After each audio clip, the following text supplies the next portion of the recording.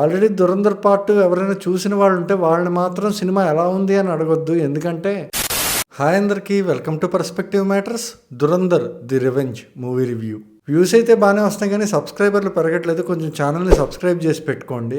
అలాగే వీడియోని చివరి వరకు చూసి నచ్చితే ఖచ్చితంగా లైక్ చేయండి. సో దట్ ఈ వీడియో ఇంకా చాలా మందికి కనిపించే అవకాశం ఉంది. నాదైతే ఒక కైండ్ రిక్వెస్ట్, 'దురంధర్ పార్ట్ 2' చూడాలనుకునే వాళ్ళు ఎవరైనా కూడా పార్ట్ 1 ఒకసారి చూసే సినిమాకి వెళ్ళండి. 'దురంధర్ పార్ట్ 1లో చూసుకుంటే కంప్లీట్గా ఎస్టాబ్లిష్మెంట్ ఫేజ్లోనే నడుస్తుంది సినిమా. అంటే ఒక ఇండియన్ స్పై పాకిస్తాన్ వెళ్ళడం, అక్కడ ఎస్టాబ్లిష్ అవ్వడం, అలాగే క్యారెక్టర్స్ యొక్క క్యారెక్టరిస్టిక్స్ అనేవి కూడా చూపించడానికి చాలా టైం తీసుకున్నారు పార్ట్ 1లో. ఇంకా పార్ట్ 2కి వచ్చేసరికి ఆల్రెడీ ఎస్టాబ్లిష్ అయిన క్యారెక్టర్స్, సో కొత్తగా వాటి క్యారెక్టరిస్టిక్స్ అనేవి చూపించడానికి అయితే ఏం లేవు ఈ సినిమాలో. స్టిల్ పార్ట్ 1 కన్నా పార్ట్ 2 డ్యూరేషన్ అయితే ఆల్మోస్ట్ 35 మినిట్స్ ఎక్స్ట్రా ఉంది.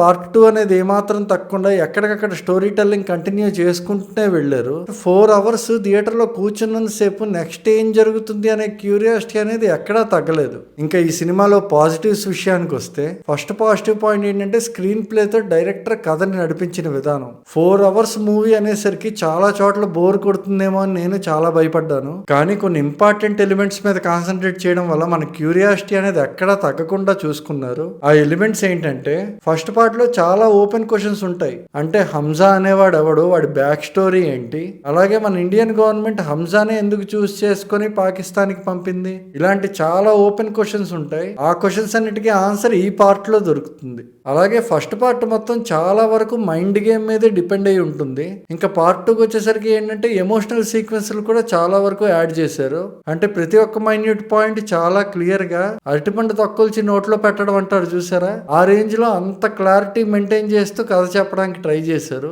ఆ రీజన్ వల్లే సినిమా లెంత్ అనేది అయితే పెరిగింది.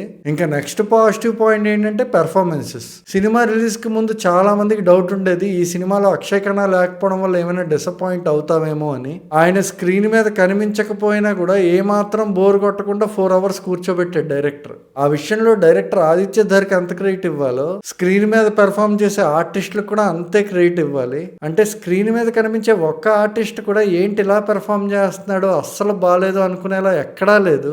ఇంకా నెక్స్ట్ పాజిటివ్ పాయింట్ ఏంటంటే స్క్రీన్ ప్లే అండ్ రైటింగ్. అంటే సినిమా అనేసరికి ఏంటంటే మనందరం ఒక హ్యాపీ ఎండింగ్ అనే దానికి అలవాటు పడిపోయి ఉన్నాం. ఇక్కడ హ్యాపీ ఎండింగ్ అని అయితే చెప్పలేను, కాకపోతే ఒక కంప్లీట్నెస్ అనేది ఉంటుంది సినిమాలో. అలాగే రైటింగ్ లెవెల్లో ఎమోషనల్ డెప్త్ అనేది చాలా క్లియర్ గా చూపించారు. ఇంకా స్క్రీన్ ప్లే విషయానికి వస్తే, ఫస్ట్ పార్ట్ లో జరిగే మైండ్ గేమ్ అనేది మన ఓపెన్ క్వశ్చన్స్ అన్నిటిని పక్కన పెడుతూ ఉంటుంది. ఇంకా ఈ పార్ట్ కి వచ్చేసరికి ఎమోషనల్ సీక్వెన్సెస్ ఉండడం వల్ల ఓపెన్ క్వశ్చన్స్ అనేవి మన మైండ్ లో అలానే ఉంటూ ఉంటాయి. సో అలాంటి ఓపెన్ క్వశ్చన్స్ నే హుక్ పాయింట్స్ గా చేసుకొని స్క్రీన్ ప్లే ద్వారా మనల్ని 4 అవర్స్ ఎంగేజ్ చేయడానికి చాలా ట్రై చేశారు. నెక్స్ట్ పాజిటివ్ పాయింట్ ఏంటంటే, ఫస్ట్ హాఫ్ లో ఒక 2 ట్విస్టులు వస్తాయి, అవి చాలా బాగున్నాయి. అలాగే సెకండ్ హాఫ్ లో కూడా ఒక హై మూమెంట్ వస్తుంది. దానికైతే ఖచ్చితంగా నో డౌట్ థియేటర్ మొత్తం ఒరుస్తారు. ఇంకా ఈ సినిమాలో నెగిటివ్స్ విషయానికి వస్తే, స్పెసిఫిక్ గా ఈ పార్ట్ లో నెగిటివ్స్ అంటూ ఏం లేవు. కానీ ఫస్ట్ పార్ట్ తో కంపేర్ చేస్తే 2-3 నెగిటివ్ పాయింట్స్ అనేవి ఉన్నాయి. ఫస్ట్ ఏంటంటే బ్యాక్గ్రౌండ్ స్కోర్. అంటే ఫస్ట్ పార్ట్ లో పెట్టినట్టే కొన్ని పాపులర్ సాంగ్స్ ని పెట్టి కొన్ని సీక్వెన్సెస్ రన్ చేద్దాం అనుకున్నారు. కానీ ఎందుకో సెకండ్ పార్ట్ లో బ్యాక్గ్రౌండ్ స్కోర్ అనేది ఫస్ట్ పార్ట్ లో ఇచ్చినంత కిక్ అయితే ఇవ్వలేదు. ఇంకా నెక్స్ట్ నెగిటివ్ పాయింట్ ఏంటంటే, ఫస్ట్ పార్ట్ తో కంపేర్ చేస్తే సెకండ్ పార్ట్ లో ఫైట్ సీక్వెన్సెస్ అనేవి టూ మచ్ లెందీగా ఉంటాయి. టూ మచ్ డీటెయిలింగ్ అనేది మెయింటైన్ చేయడానికి ట్రై చేశారు. అంటే ఫైట్ సీక్వెన్సెస్ మధ్యలో కూడా కన్వర్జేషన్స్ అనేవి చాలా లెందీగా ఉంటాయి. ఆ ఫైట్ సీక్వెన్సెస్ అనేవి కొంచెం కొట్టే తెచ్చే రేంజ్ లో చెప్పుంటే ఇంకా బాగుండేది. ఇంకో నెగిటివ్ పాయింట్ ఏంటంటే, సీక్వెన్సెస్ అనేవి చాలా లెందీగా ఉండడం వల్ల అప్పటి వరకు మనకి స్క్రీన్ మీద కనిపించిన క్యారెక్టర్స్ ఎందుకో సడన్ గా డిసపియర్ అయినట్లయితే అనిపిస్తుంది.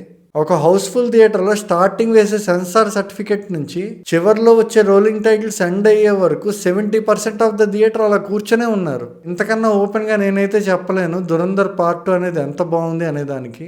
మీరు అడగొచ్చు పార్ట్ 1 బాగుందా లేదంటే పార్ట్ 2 బాగుందా అని. నన్ను అడిగితే దేనికి అదే చాలా బాగుంది. పార్ట్ 1 ఎంత బాగుందో పార్ట్ 2 కూడా అంతే బాగుంది. ఆల్రెడీ 'దురంధర్ పార్ట్ 2' ఎవరైనా చూసిన వాళ్ళు ఉంటే వాళ్ళని సినిమా ఎలా ఉంది అని అడగొద్దు. వాళ్ళని సినిమా ఎలా ఉంది అని అడగడం కరెక్ట్ కాదు, సినిమా ఎంత బాగుంది అని అడగడమే కరెక్ట్. ఫైనల్ గా నేను చెప్పాలనుకుంది ఏంటంటే, ఇప్పటి వరకు ఇండియాలో వచ్చిన పాన్ ఇండియా మూవీ సీక్వెల్స్ లో నేను చూసిన బెస్ట్ సీక్వెల్ ఏదంటే 'దురంధర్ పార్ట్ 2'. మరో మూవీ రివ్యూతో మళ్ళీ కలుద్దాం. Until then by.